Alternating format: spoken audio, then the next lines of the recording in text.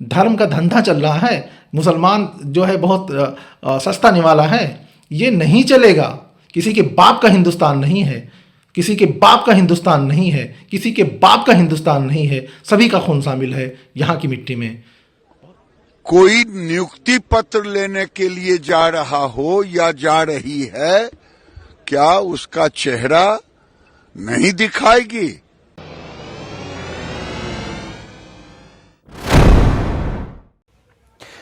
आदाब, मैं हूं मुमताज आलम रिजवी और मैं बात करूंगा इस वक्त मुल्क में जिस किस्म का माहौल बनाया जा रहा है और एक खास कम्युनिटी को टारगेट किया जा रहा है, उसके खिलाफ अब मामला देश से निकलकर दुनिया तक, विदेश तक पहुंच गया है। जी हां, जब देश में बात नहीं सुनी गई या ये कहें कि देश के साथ साथ यूएनओ तक में अब शिकायत की गई है तो गलत नहीं होगा। सबसे पहले मैं नेहा सिंह राठौर का जिक्र करूंगा, जो मशहूर लोक गायिका है। उन्होंने 2 AI से बनी हुई पिक्चर शेयर की है। एक में नीतीश कुमार मुस्लिम खातून का नकाब नोच रहे हैं, यानी उतार रहे हैं, तो दूसरी पिक्चर में महाभारत का वो सीन है जिसमें द्रौपदी का चीरहरण हो रहा है, यानी भरे दरबार में उनको बेलिबास किया जा रहा है। इसमें लिखा है दुशासन की एक हरकत ने पूरे गिरोह को बेनकाब कर दिया। हकीकत यह है कि बेनकाब मुस्लिम औरत नहीं बल्कि सरकार में बैठे लोग हुए। अब देखिए, पहले मुख्यमंत्री बिहार की हरकत, फिर उत्तर प्रदेश के मंत्री, योगी के मंत्री संजय निषाद की बदजुबानी, और उसके बाद अब केंद्रीय मंत्री गिरिराज सिंह की महाबदतमीजी। जरा गिरिराज सिंह को सुन लीजिए कि उन्होंने क्या कहा और फिर आगे बढ़ते हैं। नीतीश कुमार जी ने कोई गलत काम नहीं किया है। अगर कोई नियुक्ति पत्र लेने के लिए जा रहा हो या जा रही है, क्या उसका चेहरा नहीं दिखाएगी? ये कौन सा, ये कोई इस्लामिक देश है? नीतीश कुमार जी ने एक गार्जियन की हैसियत से, आप पासपोर्ट लेने जाती हो तो दिखाती हो कि नहीं? आप एयरपोर्ट पर जाते हैं तो दिखाते हैं कि नहीं? पाकिस्तान और इंग्लिस्तान की बात करते हैं। ये भारत है, भारत में कानून का राज चलेगा। नीतीश कुमार ने सही किया। लड़की कह रही है कि नौकरी रिफ्यूज कर दी उसने, वो रिफ्यूज करे या जहन्नुम में जाए। तो सुन लिया आपने, ये मरकजी वजीर हैं, ये क्या बोल रहे हैं खुद इनको नहीं पता, क्योंकि सत्ता का नशा चढ़ा हुआ है। एक शेर सुनिए, चले तो पैर के नीचे कुचल गई कोई शय, चले तो पैर के नीचे कुचल गई कोई शय, नशे के झोंक में देखा नहीं कि दुनिया है। खैर, अब मैं जिक्र करूंगा उस पिटीशन के जिसने सबको हिलाकर रख दिया है। पहले उस पिटिशनर का एक बयान सुन लीजिए, देखिए क्या कहा। ये मोहम्मद आजम सिद्दीकी हैं जो एडवोकेट हैं, उनकी पिटीशन पे उन्होंने खुद क्या कहा, सुनिए जरा। जी हाँ दोस्तों, नमस्कार। दिस इज आजम सिद्दीकी। नीतीश कुमार जी ने सही किया है, ये कहना है श्री गिरिराज सिंह साहब का। अगर नीतीश कुमार जी ने सही किया है ना, तो हमने उससे भी सही किया है। हमने इसमें इन्वॉल्व किया है प्रेसिडेंट ऑफ अमेरिका को, प्रेसिडेंट ऑफ चाइना को, प्रेसिडेंट ऑफ रसिया को, हमने यूएनओ को, जनरल सेक्रेटरी को एप्लीकेशन लिखा है। ठीक है, हमने उनसे भी अच्छा किया है। ये बात आप बताइएगा जब इंटरनेशनल लॉ के तहत जब पूछा जाएगा तब बताइएगा। और उससे बड़ी बात यह है कि अपनी बहन बेटी को सामने रखकर पूछिएगा कि संजय निषाद जो उंगली करने वाली बात कह रहे हैं वो सही है। धर्म का धंधा चल रहा है, मुसलमान जो है बहुत सस्ता निवाला है, ये नहीं चलेगा। किसी के बाप का हिंदुस्तान नहीं है, किसी के बाप का हिंदुस्तान नहीं है, किसी के बाप का हिंदुस्तान नहीं है। सभी का खून शामिल है यहाँ की मिट्टी में। बहुत शुक्रिया। This is Azam Siddiqui, president इंसानी बेदारी मंच। धन्यवाद। मैं अब तो सुना आपने, मैं शुरू से इसको पेश करता हूं।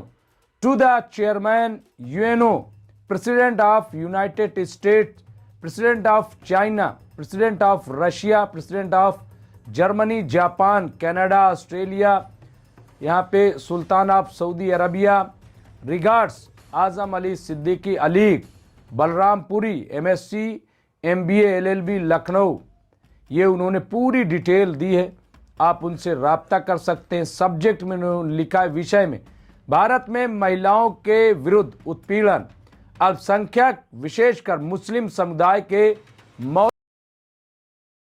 सांप्रदायिक हिंसा एवं राज्य संरक्षण में हो रही कथित गैर कानूनी कार्रवाइयों के संबंध में गंभीर शिकायत।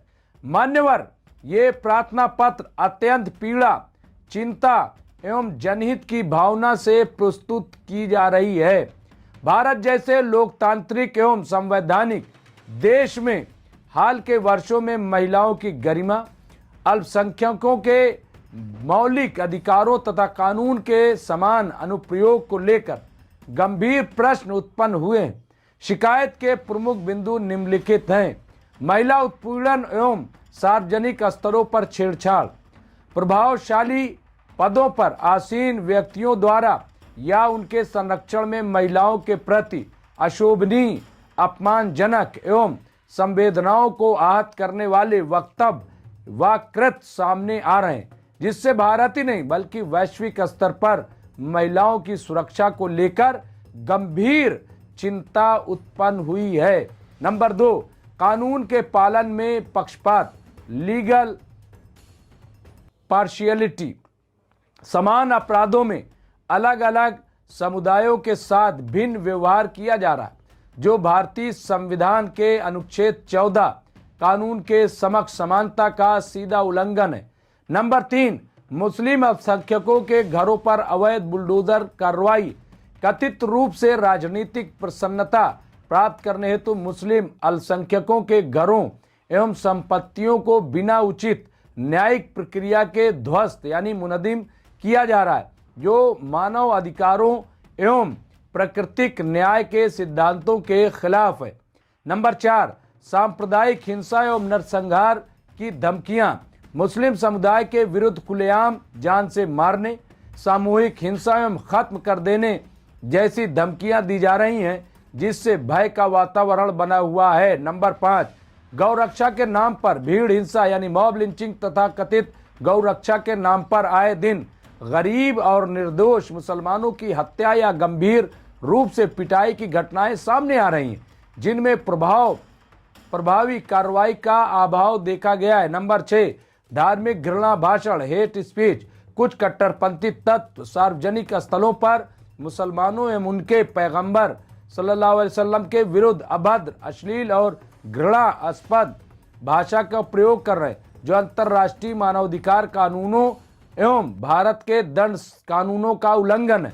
नंबर 7, वैश्विक स्तर पर मुसलमानों को समाप्त करने की धमकियां, सार्वजनिक मंचों एवं सोशल मीडिया के माध्यम से संपूर्ण मुस्लिम समुदाय के खिलाफ नरसंहार जैसी भाषा का प्रयोग किया जाना मानवता के विरुद्ध अपराध, क्राइम अगेंस्ट ह्यूमैनिटी की श्रेणी में आता है। अब प्रार्थना जो की है मोहम्मद आजम सिद्दीकी ने, वो आप देखिए, उन्होंने लिखा है, उपरोक्त परिस्थितियों को देखते हुए हम विनम्रता पूर्वक अनुरोध करते हैं कि इन सभी आरोपों की स्वतंत्र, निष्पक्ष एवं अंतर्राष्ट्रीय मानकों के अनुरूप जांच कराई जाए। महिलाओं एवं अल्पसंख्यकों की तत्काल सुरक्षा सुनिश्चित की जाए। घृणा भाषण, भीड़ हिंसा एवं अवैध प्रशासनिक कार्रवाइयों में संलिप्त व्यक्तियों के विरुद्ध कठोर कानूनी कार्रवाई की जाए। भारत में कानून के समान अनुप्रयोग को सुनिश्चित करने हेतु उचित निर्देश जारी किए जाएं। ये विषय अत्यंत गंभीर, संवेदनशील एवं तात्कालिक हस्तक्षेप योग्य है। किसी भी प्रकार की देरी से स्थिति और अधिक भयावह हो सकती है, अतः इस पर तत्काल एवं प्रभावी कार्रवाई किया जाना न्याय, मानवाधिकार एवं विश्व शांति के हित में अत्यावश्यक है। तो ये आपने देखा, ये मोहम्मद आजम सिद्दीकी जो एक एडवोकेट हैं, सोशल एक्टिविस्ट हैं, उनकी तरफ से ये पिटीशन जो है वो तमाम भेजी गई है। और मैं समझता हूँ कि ये बहुत ही इम्पोर्टेंट है, बहुत ही अहम है। और उनका जो कहना है कि ये जो हरकतें हो रही, सवाल ये है कि क्या किया जाए, कैसे रोका जाए। बस जबानी बढ़ती जा रही, हेट स्पीच बढ़ती जा रही है और कोई सुनने वाला नहीं। बहरहाल जो भी इस सिलसिले में अपडेट होगा, हम आपको अपडेट करते रहेंगे। देखते रहिए एमएमसी न्यूज़ इंडिया। बहुत बहुत शुक्रिया। मैं मुमताज आलम रिजवी।